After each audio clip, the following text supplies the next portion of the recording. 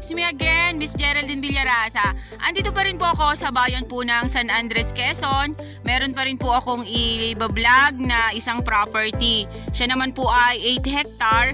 Then yan pong natututukan na po niya ng aking camera. Yan po ay nakapropose na barangay road. Mula po doon sa National Highway ng San Andres, Quezon. Nasa 1.5 kilometers ang layo niya hanggang dito po sa property. Okay po, welcome po ulit sa aking YouTube channel, Quezon Province Realty TV. Okay po, ipapakita ko na po sa inyo yung 8 hectare na binabanggit ko sa inyo ngayong araw. Okay po, dito po sa Barangay Road, left and right po ang property. Kumbaga po dito po dumaan sa gitna ang kalsada mismo, yung pong nakapropose na kalsada. Ayan na po ang 8 hectare. Dito po sa bungad pa lang, yan, nakikita po natin may mga mais po siyang nakatanim dito, maliliit pa nga lang. Kasi dito nga po sa San Andres, Quezon, sa ilalim po ng mga nyuga nila, yan po ay tinataniman po ng mais. Yan. Dito muna tayo sa kabilang side, Bunso. Ayan. Ang nyug po dito sa area ay more or less po ito ay 1,000 kapuno. Kasi ayan, makikita naman po natin napakarami po talagang nyug. Mahirap na po mag-estimate ng marami at baka po ako inyong pagtanimin. Mas maganda na po yung kaunti lang. Pero sinsin po ang pagkakatanim ng nyug. Mahigit po ito, sa tansya ko po ay mahigit po itong 1,000 kapuno. Kasi ang bakante lang naman po niya ay itong part na to na ginawa nilang kaingin. Yan lang po talaga ang medyo bakante. Then yan po ay nyugan pa rin. Yan, tinuhog po talaga ng Barangay Road yung area. Ito. Okay. Itong maliliit na to, kasama to. Ayan, marami pa rin po siyang mga bagong tanim doon sa side na yon. Malaki po talaga ang 8 hectare. May nabanggit po pala sa akin, itong aking mga kasama, na ang may titulo po dito ay bali 8 hektarya. Pero meron po itong free na 2 hectare na timberland. Yung alam po naman po natin na ang timberland ay hindi po siya natitituluhan. Pero po yung po talagang legal na nasa papel ay 8 hektarya. Ayan, kita po dito ang dagat. Teka po, dito po muna ako sa baba, magbibideo. Doon mamaya po pagkataas ko dito sa baba, doon ako sa taas, sa medyo overlooking, kitang-kita po ang dagat ng San Andres yan, kuya, dagat ng San Andres, di ba? Okay. Pa-overlooking po ang property. Yan, kasama pa rin po yan sa 8 hectare. Ano yan? Papunta pa yan, Bunso, doon?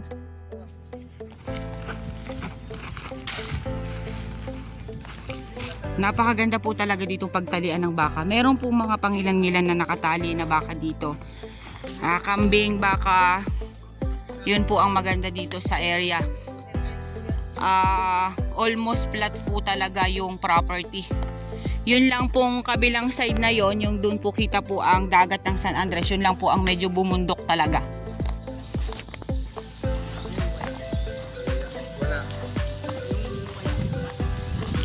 Ayan pa rin po siya.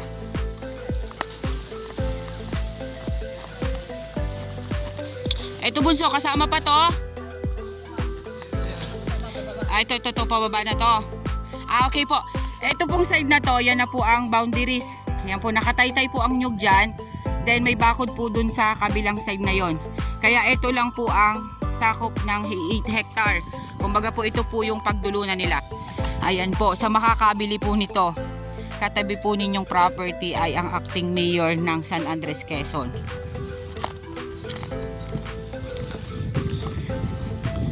Ito lang pong part na to ang medyo hindi pa namumunga ang mga nyog. Halos po sila ay di ba ang tawag diyan, umuupo pa lang na nyog? Oo, mga takaran pa lang po siya. Ayan, kita naman pala talaga ang boundaries kasi ayun oh, may bakod.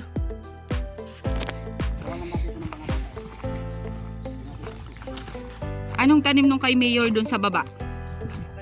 Oh, mga nyugan din.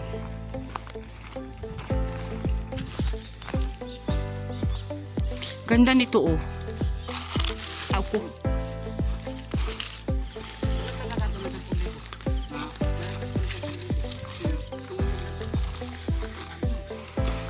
Nagkukopras ng 10,000? Oh, ang dami ah. Medyo po humina kasi nung nagtag-init. Pero nung mga nakaraan po na lumalaglag po ng 10,000 kada harvest dito po sa property.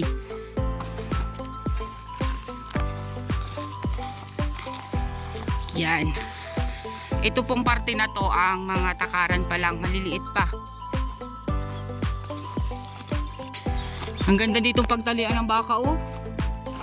Halos po pantayin dito sa part na to. Nag-slant lang po siya ng konti.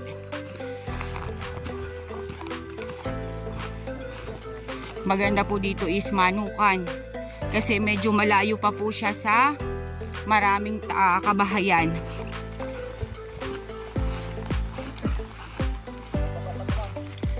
Oo. Huwag na nating babain yung baba. Diyan sa kabilang side na yan. Ano ang boundaries dyan? Yung kahoy na yan? Okay, yan ang mga boundaries. Oo.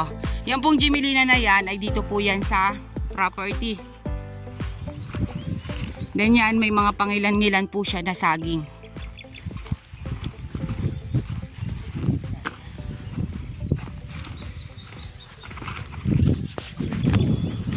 Maganda rin po ditong tanim ay kamote.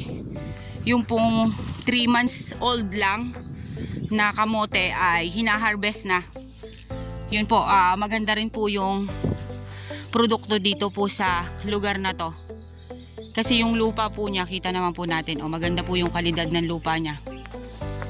Ayan, maya-maya po pupunta po tayo dun sa may bandang overlooking na makikita po natin yung dagat. Napakahaba ng frontage niya sa Barangay Road. Yan, napakahaba po ng frontage niya sa Barangay Road. Nga lang po, ID yung pong Barangay Road is nakapropose pa lang po. Pero dadaan na po talaga siya ng mga sasakyan ngayon. Dinadaanan na po siya.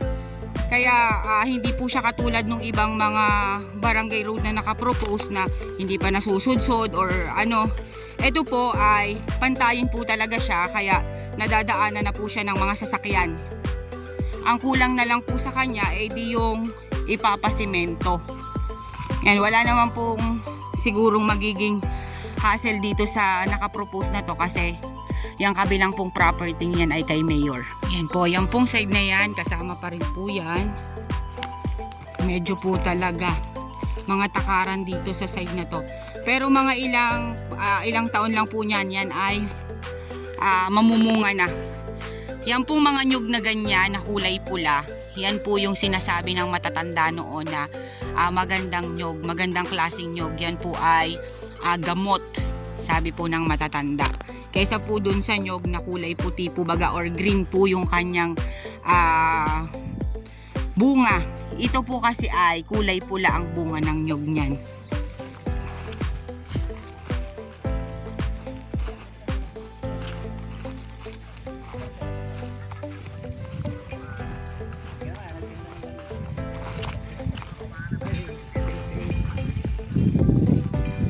Ayan, dito po sa side na yan, medyo po siya umislant ng konti.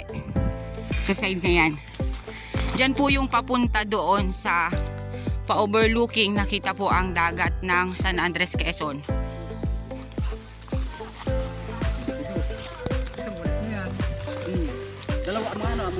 Almost flat po ang property. Ano po? Then dito po sa may bandang taas, ayan, ang mga nyug po ay maliliit pa pero mga namumunga na siya.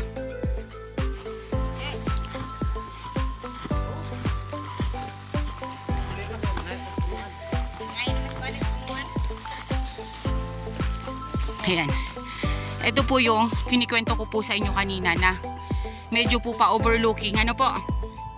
Yan po yung kabilang side ng property. Yung kabilang side ng Barangay Road. Then ito pong kinatatayuan ko, ito naman po yung dito naman po sa kabila. Okay po.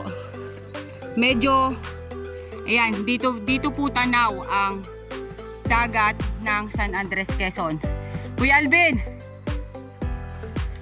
ayan po ang dagat ng San Andres, Quezon. Kitang-kita po dito mismo sa taas. Yan.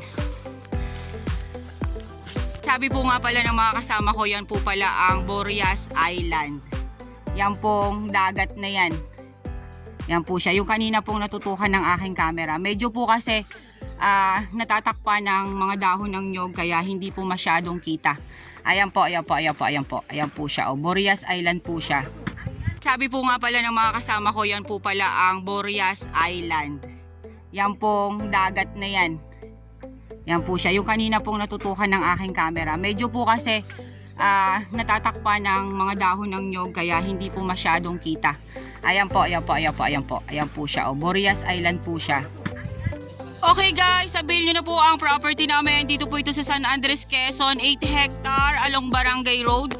Mula po doon sa National Highway ng San Andres, Quezon hanggang dito po sa property. Nasa 1.5 kilometers po ang layo niya. Then may overlooking po siya. Kita po ang Boreas Island.